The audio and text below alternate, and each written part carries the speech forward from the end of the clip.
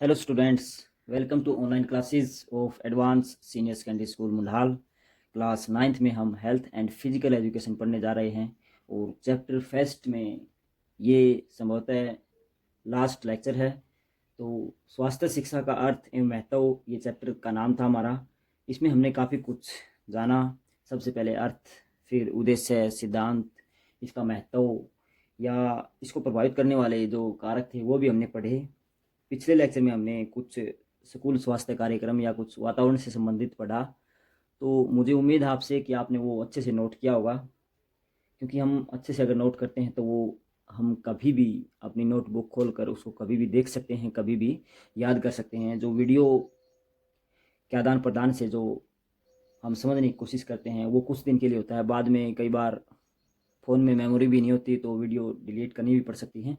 तो अगर आप कॉपी पर नोटबुक में उसको लिखेंगे जो भी हम टॉपिक करवा रहे हैं, तो वो आपको आसानी से एक प्रकार से आपको हमेशा के लिए स्टोर रहेगा और आपको इस फिजिकल एजुकेशन में 9th क्लास में पढ़ने में आपको सहायता भी करता रहेगा। तो अच्छे से नोट करें। आज हम लास्ट टॉपिक में कुछ महत्वपूर्ण शब्दावली जो स्वास्थ्य से संबंधित है उसके बारे में पढ़ेंगे।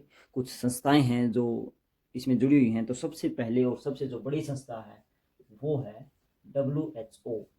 नाम से आप परिचित होंगे, वर्ल्ड वर्ल्ड हेल्थ ऑर्गेनाइजेशन।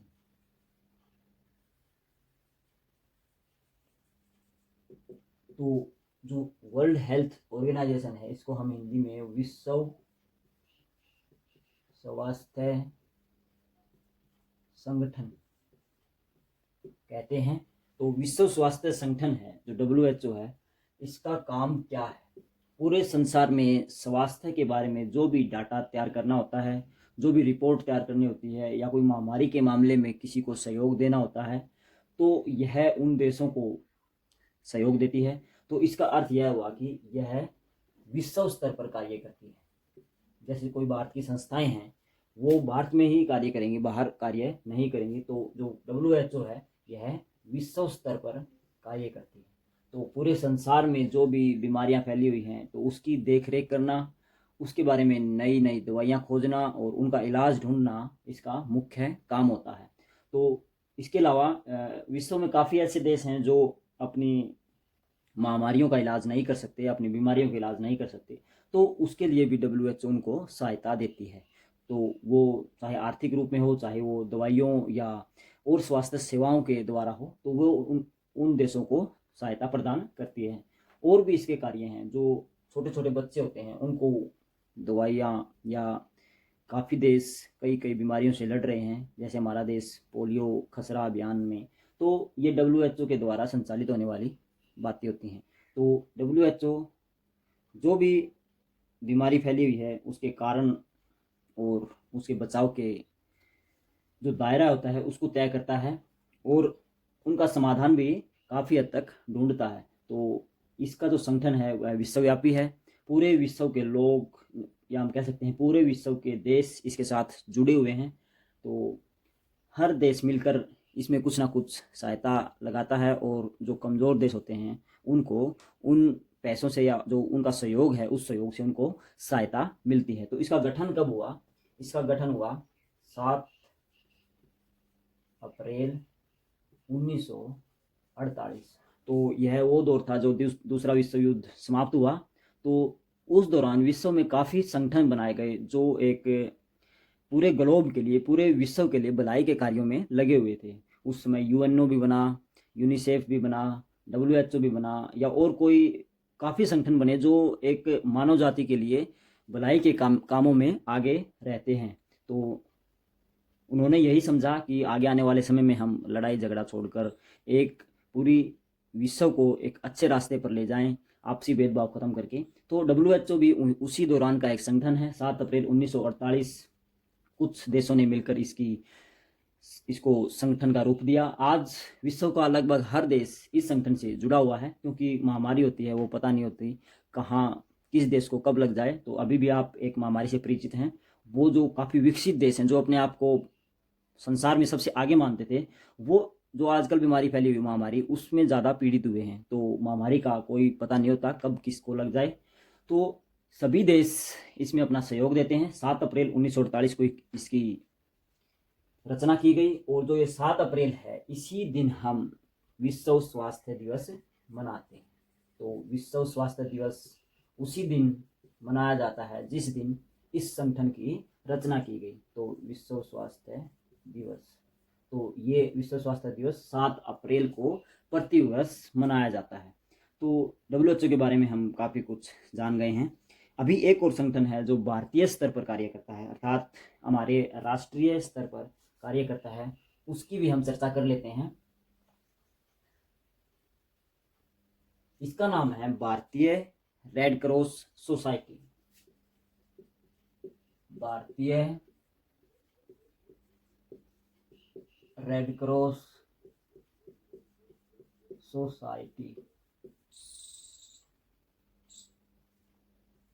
तो यह भी एक संगठन है जिसको हम इंग्लिश में इंडियन रेड क्रॉस ये बोलते हैं, IRCS, Indian red cross society. तो यह भारतीय संगठन है। अंग्रेजों के समय इसकी रचना की गई, इसको बनाया गया 1920, इसका संगठन का बनाने का इसको पहला वर्ष है। तो 1920 हम कहेंगे, कोई इसकी तारीख निश्चित नहीं है। तो भारतीय रेड क्रॉस सोसाइटी 1920 में एक संगठनात्मक रूप में आया, और यह भारत में काफ़ी स्वास्थ्य मुद्दों और मानवता के लिए कार्य करता है। तो इसके कार्य हम कुछ जान लेते हैं। सबसे पहले तो यही है कि लोगों की मुसीबत के समय सहायता करना। तो जब लोग मुसीबत में होते हैं, चाहे वो आपदा हो, चाहे वो भूकंप हो, चाहे बाढ़ हो, तो उस समय भारतीय रेड क्रॉस सोसाइटी है लोगों की सहायता करता है। तो आपातकालीन स्थिति में भी यह काफ़ी सहायता करता है। नंबर 2 हम लिखेंगे युद्ध के समय।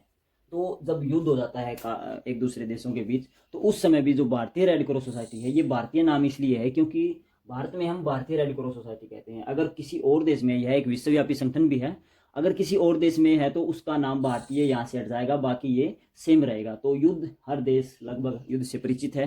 तो युद्ध में जो सैनिक घायल हो जाते हैं, उनकी सहायता भी भारतीय जो रेड क्रॉस सोसाइटी है वो करता है।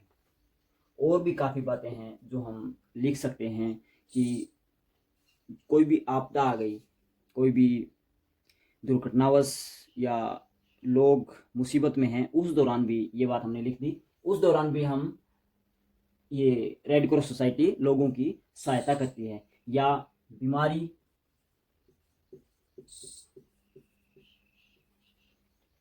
बीमारियों के दौरान भी भारतीयों की सहायता करती है, क्योंकि काफ़ी बीमारियां भारत में मौसमी होती हैं। तो उस दौरान भारतीय रेड क्रॉस सोसाइटी उनको जो भी सुरक्षा उपकरण हैं, जो भी दवाइयाँ होती हैं, वो मुहैया कराती है। आगे बढ़ते हैं। जो लोग अपंग होते हैं, जो जिसको हम दिव्यांग बोलते हैं, तो ऐसे लोगों को भी भारतीय रेड क्रॉस सोसाइटी उनको ज़रूरत का सामान मुहैया कराती है। तो हम लिखेंगे यहाँ पर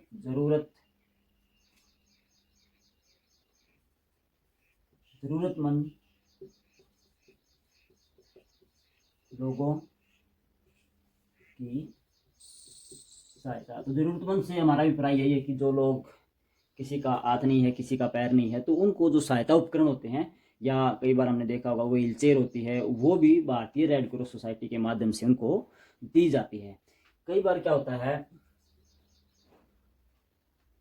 कोई व्यक्ति दुर्घटना में, किसी ने हाथ गंवा दिया, किसी ने अपना पैर गंवा दिया, तो उन लोगों को जो नकली अंग होते हैं, जो प्लास्टिक या कोई और मेटल के बने होते हैं, वो मुहैया कराना या वो उनको देना भी भारतीय रेड क्रॉस सोसाइटी कार्य इस मामले में भी करती है। तो हम ये बातें लिख सकते हैं, काफ़ी सारी हो गई। तो आपको इनको केवल ये ध्यान रखना है कि रेड क्रॉस सोसाइटी का क्या अर्थ है, और जो WHO था उसका क्या अर्थ था, जो हमने अभी पढ़ा था।